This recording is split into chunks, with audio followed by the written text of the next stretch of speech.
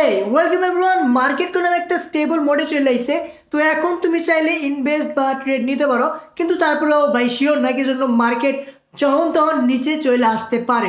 তুমি এখানে দেখতে পারবা কালকে যে বড় সড়ো বাস দিছিল সেদিনকে, কালকে না তার আগের দিন। তো সেখান থেকে গেলাম, এখন ভাই রিকভার করে না, এখান থেকে ডাউন আইছিল, ডাইরেক্ট এই জায়গায় চলে আসছিল। তো এখান থেকে যে আপ ডাউন মুভমেন্টে আছে সেটা করলাম খারাপ না, মোটামুটি ভালোই। যদি আমরা 4 আওয়ার ক্যান্ডেলে যাই তাহলে দেখতে পারবা এই লেভেলটা একটা ভালো স্ট্রং পয়েন্ট ধরতে পারো, ঠিক আছে, $85,000 বিটিসির। তো এখান থেকে বাউন্স ব্যাক করার একটা আশা রাখতে পারো, কি জন্য এখান থেকে সব লিকুইডিটি অলরেডি নিয়ে ফেলাইছে। তো এখন উপরে যাওয়ার চান্স অনেকটাই বেশি, ধরতে পারো এই লেভেলেও আসতে পারে, আবার এখান থেকে উপরেও যেতে পারে, ঠিক আছে। ধরো যে $90,000 পর্যন্ত যেতে পারে, ঠিক আছে, যদি পাম্প করে।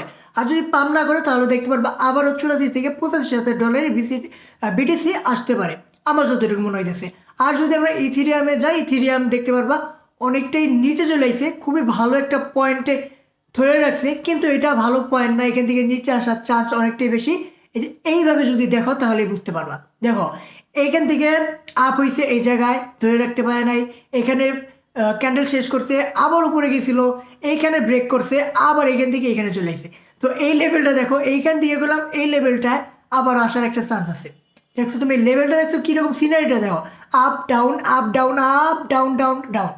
তো এখান থেকে আমার মনে হয় নিচেও আসতে পারে, আর এখান থেকে চাইলে উপরেও যেতে পারে। কিন্তু দেখো এইখান থেকে তুমি যদি দেখো তাহলে বুঝতে পারবা এইখানে গেলাম আসার চান্স অনেকটাই বেশি, দেখতে পারতেছো না, সুন্দর একটা গেলাম এখানে সিনারি তৈরি করছে। তো এখানে আসতে পারে, কিন্তু আবার যদি না আসে তাহলে এখান থেকে যে ফল ব্যাকটা করবে সেটা হবে এই লেভেল, এখান থেকে দেখবা এখানে চলে এসে। তো আসতে পারে, এখন তো ভাই শিওর বলা যাইতেছে না, ভাই মার্কেটে কোনো নিউজও নাই, আর নিউজ আসলেও সেগুলো কাজে লাগে না। তো এখানে আর কি করা আছে না। তো ভাই তুমি লক্ষ্য করো মার্কেট, যদি তোমার রিস্ক হয়ে যায় ভাই এরকম মার্কেটে আমি কিছু করতেই চাই না, তাহলে তুমি রিস্ক নিও না।